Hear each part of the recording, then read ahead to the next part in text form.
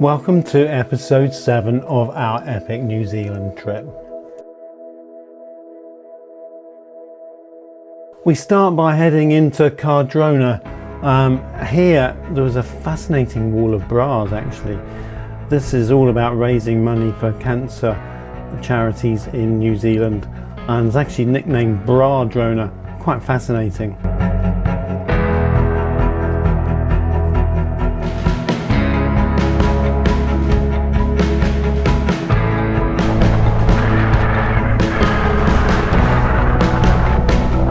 Then from here we head to Wanaka.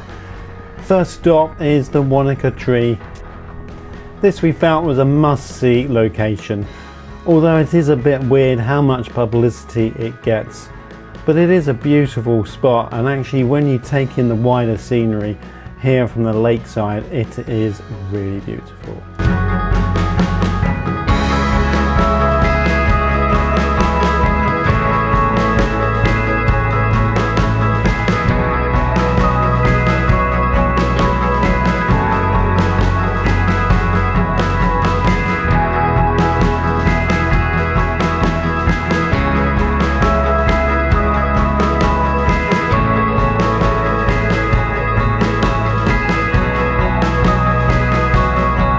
We also checked out some of the old forest around the lakeside and actually came to the conclusion that autumn is just about arriving. Autumn. It's the first day of autumn today. I heard that in the toilets on the radio. Next day it's a glorious day, not a cloud in the sky. The campsite is easy walk to town, so we wander along the lakeside, having a bit of a chill as we go, and also stopping for a bit of lunch. When we get to Wanaka, we have a coffee and a cake just by the lakeside.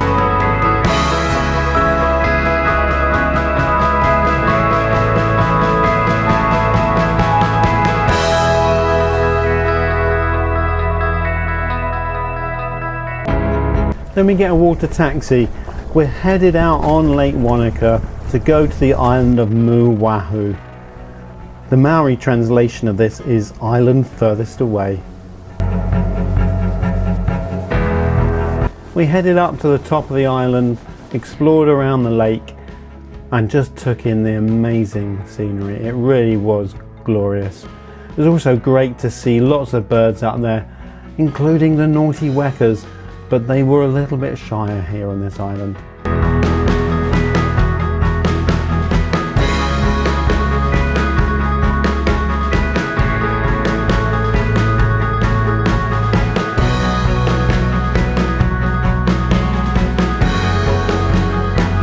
Then we head back to Wanaka and stop for an ice cream at Black Peak Gelato. In theory, these are made of ice from the glacier. We finished our day with a swim in Lake Wanaka. Boy, it was gold. I'm not going to miss my word. It's freezing. That night, New Zealand was going to be the only country in the world to potentially see a lunar eclipse, and we saw it. We were up in the middle of the night, but it was worth it. The next day, first stop was Clyde, where we met up with some new friends, Sue and Gerard. They were lovely and they gave us some lunch and then took us out on a 4x4 trip just to see the amazing views over the whole area.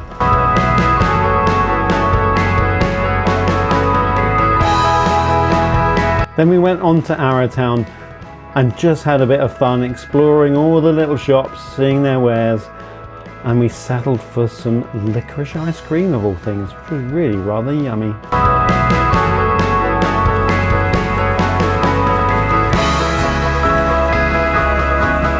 After a wander along a couple of the rivers that are by Arrowtown, where there's some Lord of the Rings filming, we headed to Queenstown and arrived at our campsite. Pretty centre into town. It was a bit wacky though, quite fun, especially the decor in the toilets and showers. This was really quite weird. We're in Queenstown for a few days, and the first thing is to do Gibbston Valley wine tasting. First off, some cheese, which Yvonne particularly likes. It's lovely. and then into New Zealand's biggest wine cave.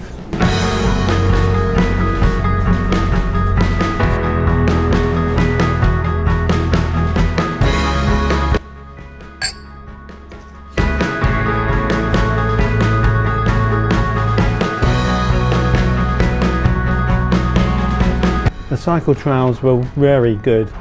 Our first direction was actually to head away from the vineyards and go to a big swing bridge where there were amazing views.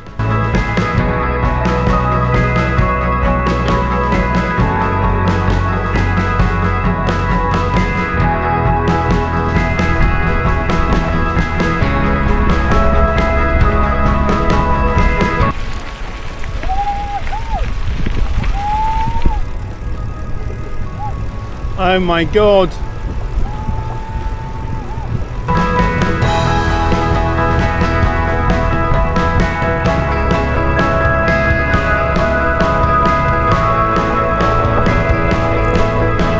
Then back along the track, past the famous bungee bridge where people were jumping off, and then on back on the trail. Here there was a massive drop to the river. You wouldn't have wanted to drink too much wine along this section. And on to our first vineyard.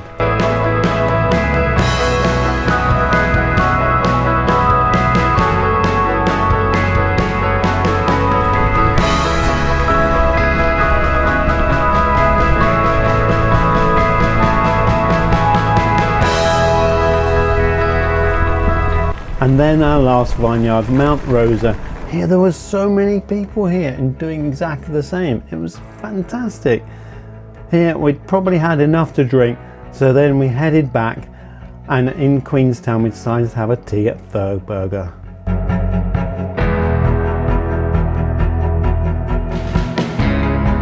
And this was followed up by some rather yummy ice cream.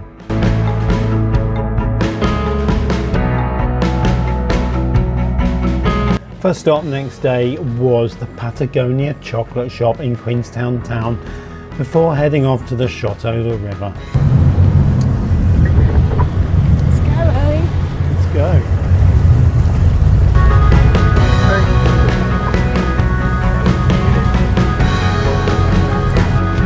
Oh my goodness, this was amazing. It was a bucket list wish for me, and it didn't disappoint. But I wanted to capture it on camera, so I had to strap my 360 to my forehead. Looked a bit like a Dalek, to be honest.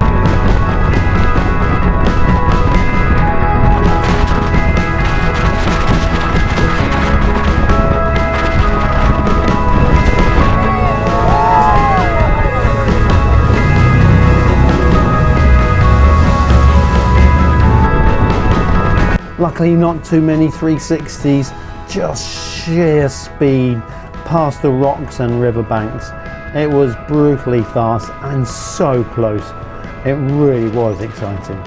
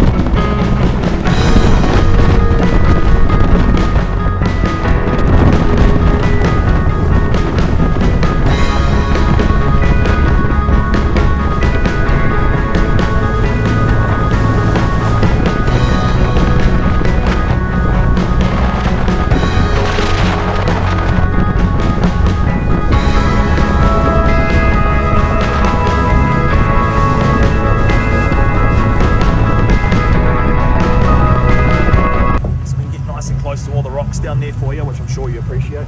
From the second row back here underneath the boat, the bottom of the boat's almost flat, and that's what's helping us do those spins that we do.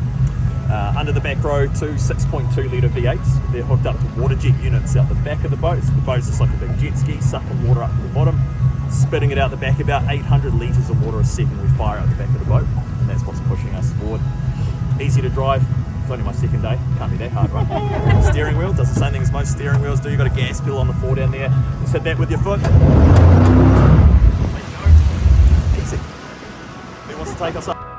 We finished up that evening with a lovely meal sitting outside with a camper. First up next day was the Luge. So whilst this wasn't as interesting as a Rotorua one from a track point of view, these tracks were much faster and more furious, and we just had a ball.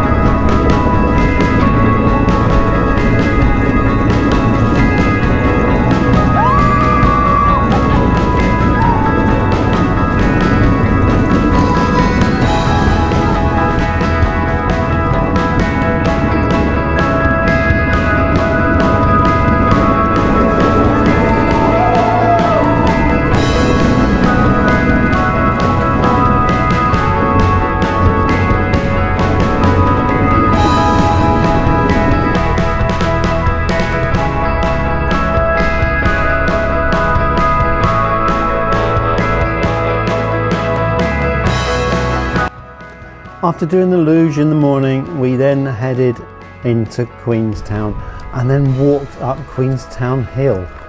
This was quite a hike actually. It took us about 4 hours in total, but the views at the top were absolutely stunning.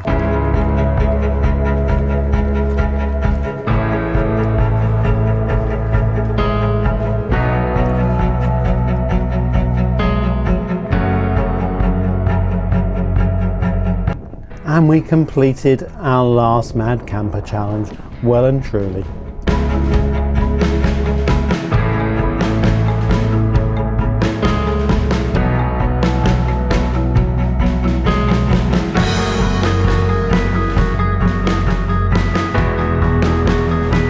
Then the last day in Queenstown, we started off going our separate ways in the morning. I went to the Nevis Canyon Swing. Oh my goodness, it was terrifying.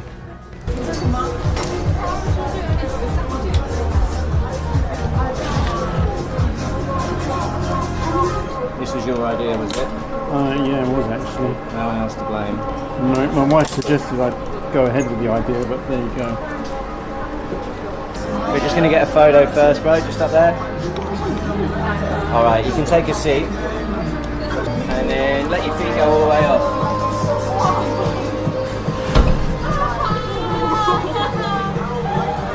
One more photo on the right hand side, bro, again, same camera. What do you want? Do you want me to count down? Do you want me to go whenever? Yeah, 3, 2, 1. You want a 3, 2, 1? Oh, 3, 2, 1. 3, 2, 1. Right.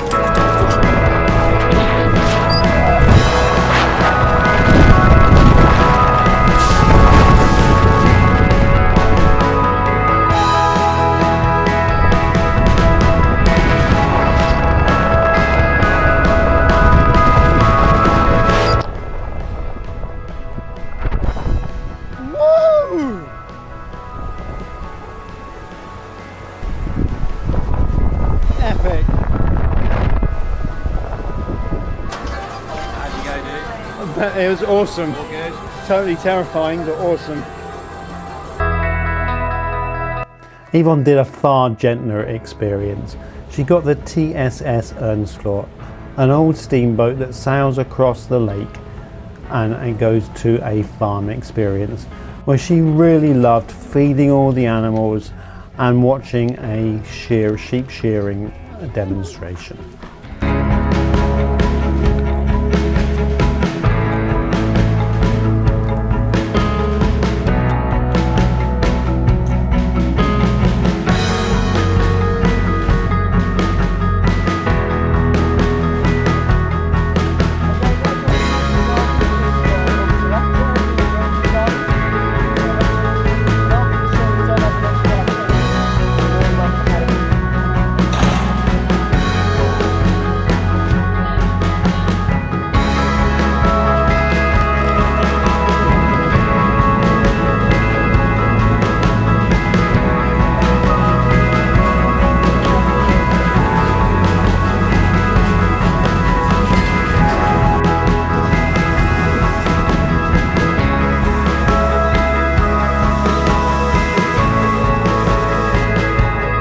Then after lunch we met up for our last adventure in Queenstown. Here we did the Nomad Safari 4x4 tour in Skipper's Canyon. This was a right scary road. It reminded me of Death Road in places where there was potentially a couple of 100 meters vertical drop straight off the side. But we learnt lots about the Gold Rush era and it was really interesting. Our driver was brilliant. And we even panned for gold and found a bit too.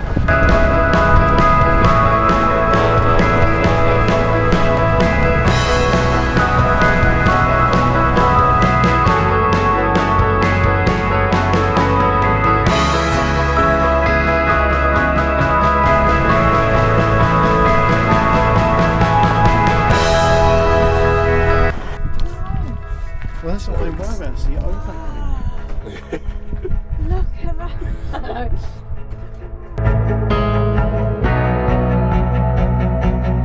There was another Lord of the Rings spot here which was fascinating.